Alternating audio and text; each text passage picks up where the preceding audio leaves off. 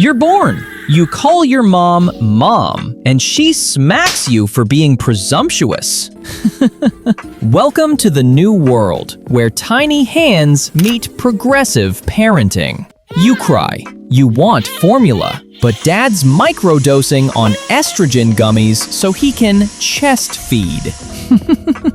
Congratulations, you've been soy-powered since day one. Growing up, the old McDonald you knew ran a vegan farm. You also find out your gender reveal photo album was just a QR code that updated hourly. You can't even feel blue.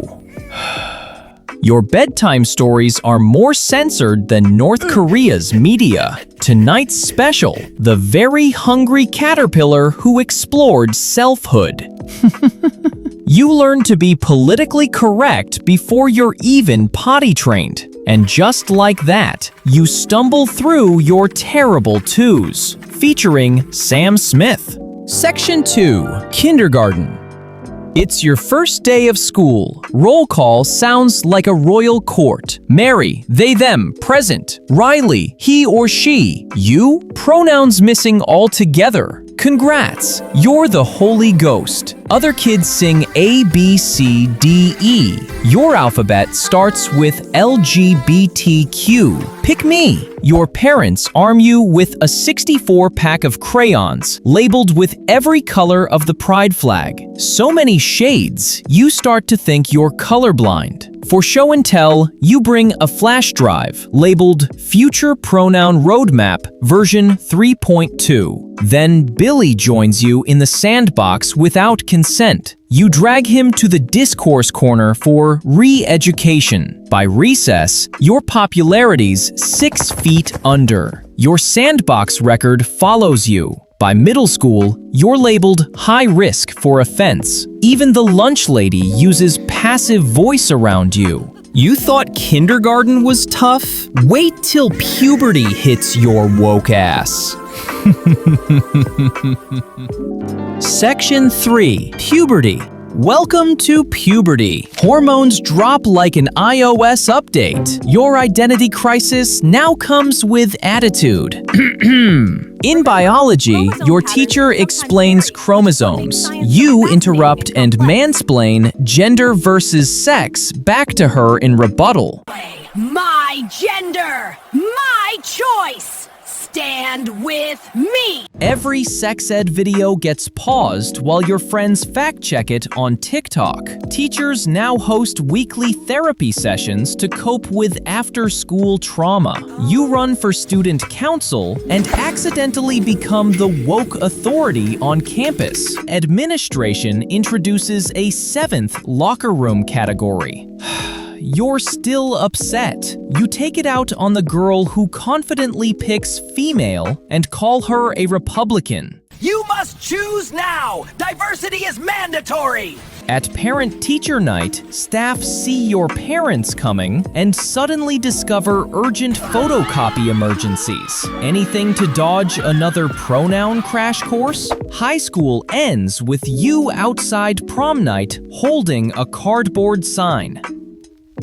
Chapter 4, College. Year 1, Freshers Week feels like Pokémon. You catch all 42 identity clubs and you evolve into a demi-boy. Philosophy 101 used to be Plato. Now his ghost just hovers in class, begging someone to define a term correctly. The Safe Space Lounge is bigger than the library. And the debate team's hottest topic is which pride flag wins best color combo. By year 3, you've caused so many riots, the annual swimming finals end early because the pool couldn't handle that much identity. But things are not always bad. You find love, but your gender-fluid partner switches during sex, and now you're gay.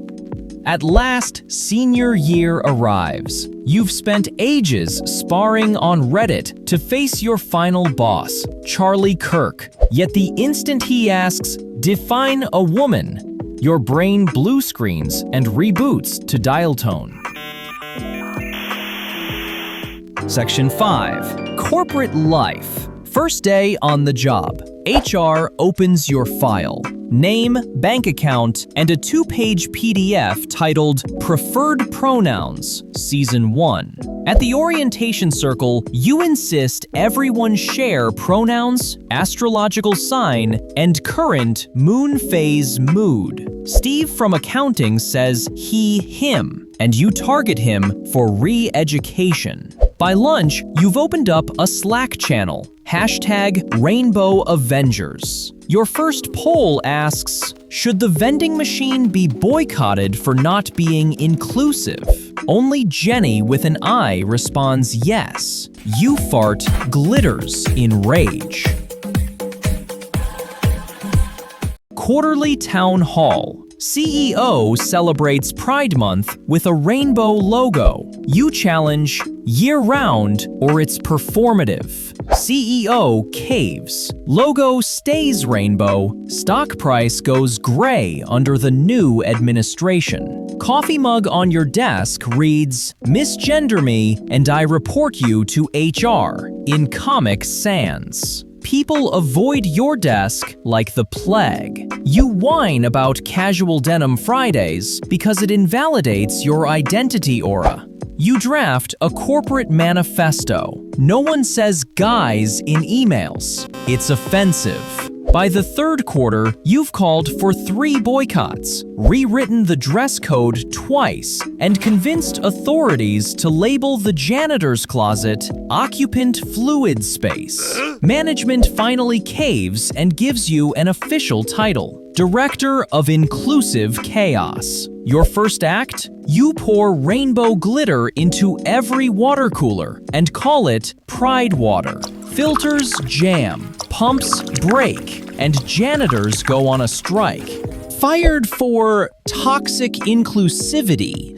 You give romance a chance. Section 6. Romance. You hit dating apps. You swipe left on anyone with 2 pronouns. It's so last decade. Your own bio reads, pan-sapio demi-romantic, vaxxed, waxed, epistemologically relaxed. What? Matches? 0, but your word count is impressive. You send out a dozen love language quizzes to your crush. Biromantic, panromantic, or homoromantic. They send you a restraining order. You are sad. At last, you land a coffee date. 10 minutes in, you're debating whether love is a spectrum or a Venn diagram. The barista just wants an order. Bathroom breaks turn into a 20-minute brainstorm session on a new inclusive door sign. By the time you wrap up, the coffee is ice cold, and so is the vibe. Back home, you turn Netflix and chill into Netflix and gender drill. They wanted cuddles. You gave them a TED Talk on free will. Your date ends with an emergency stomachache and a polite text next morning. Great energy, but I'm currently identifying as single. After years of trial, error, and therapy, you finally meet the one. Section 7. Family Life. Welcome to parenthood. Your baby shower looks like a unicorn's shed. The balloons keep changing colors faster than an RGB keyboard. Your grandma says, back in my day, we had 2 genders and 1 TV channel. You clap back. Okay, boomer binary. Your cousin live streams your baby's latest pronoun update. TikTok overlays a clown horn SFX. Thanks, algorithm. Your drunk uncle forwards you a meme, gender, I hardly know her, with 13 laughing emojis, 3 typos, and 1 accidental selfie. You cry about it on Tumblr, Facebook, and your therapist, who's now in therapy because of you. You get invited to Christmas dinner. You've redefined family pressures. It used to be about careers. Now it's about picking the right gender. You post daily awareness updates. Everyone mutes the family group chat. Your phone, tired of the one-way arguments, enters low power mode out of self-respect. Section 8. Midlife Crisis. You're now in your mid-40s and still changing pronouns faster than your Fitbit step logger. Now it counts identities as cardio, yet you feel hollow, even with all those pronouns in your identity. So you decide to move to Tel Aviv and add a new hobby, slapping anyone and everyone who disagrees with your Twitter threads with anti-Semitism. Even the falafel guys walking on eggshells. Doctor's File lists your newest condition as identity whiplash. Copay not covered. Your will is 40 pages of style guide rules. Eulogies must use Z-Zer. You die fighting your midlife crisis. One last identity correction, and the server, also known as your heart, shuts down for good. On funeral day, relatives argue over which pride flag should drape the coffin. Your tombstone reads, "Here lies Greg." Scan to see pronouns. Even your ghost shows up uninvited on the Ouija board. Seriously, it's all a joke. Don't go stereotyping.